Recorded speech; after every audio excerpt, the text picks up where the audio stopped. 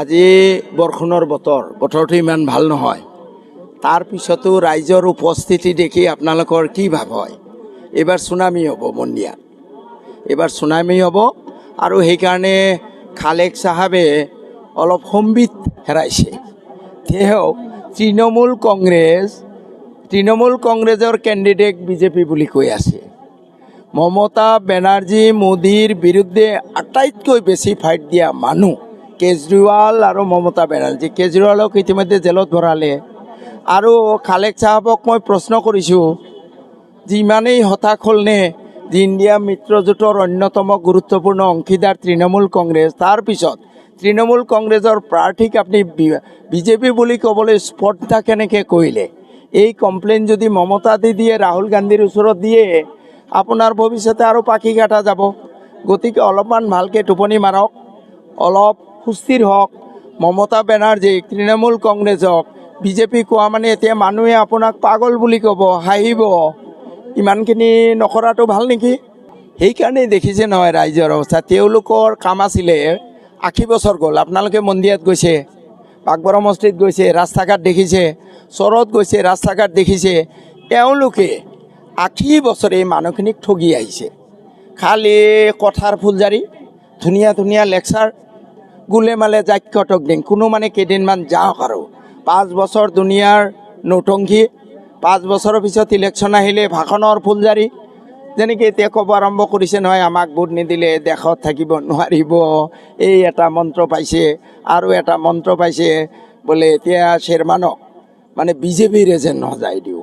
মমতা দিদিৰ candidate, 2 মাহ gel কাটিলোঁ, মমতা দিদিৰ candidate, আৰু তেওঁ মোক বিজেপি ক'বলৈ স্পৰ্ধা কৰে। বৰঞ্চ খালেক চাহাব, তোমাৰ এই সেইবোৰ অলপ লক্ষণ পাতি আছে।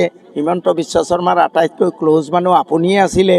আৰু যেতিয়া লোকসভাৰ টিকেটৰ পৰা বঞ্চিত হৈছিল, তেতিয়া আপুনিয়ে দেখোন এজিপিৰ দুৱাৰে দুৱাৰে ঘূৰি আছিলে। অথচ এজিপিৰ মানুহখিনিৰ লগত, নেতৃত্বৰ লগত মোৰ খুবেই ভাল।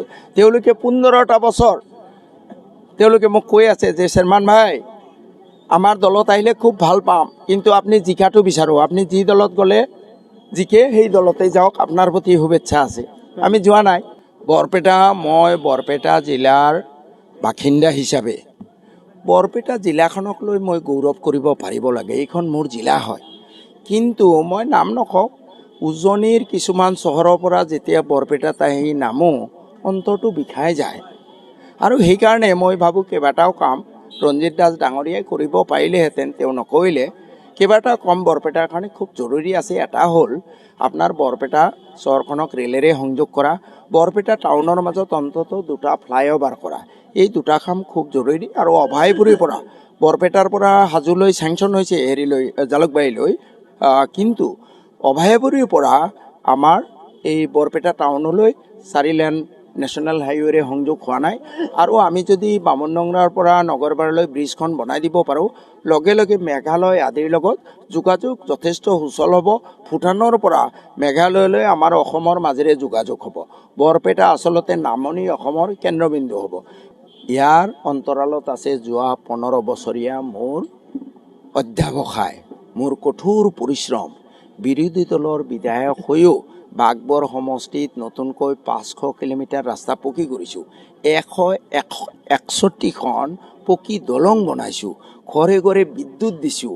5টা চাব ষ্টেচন মোৰ সমষ্টিৰ কাৰণে আছেনে অসমত এনেকুৱা কোনোবা সমষ্টি য'ত 5টা বিদ্যুতৰ চাব ষ্টেচন থাকে?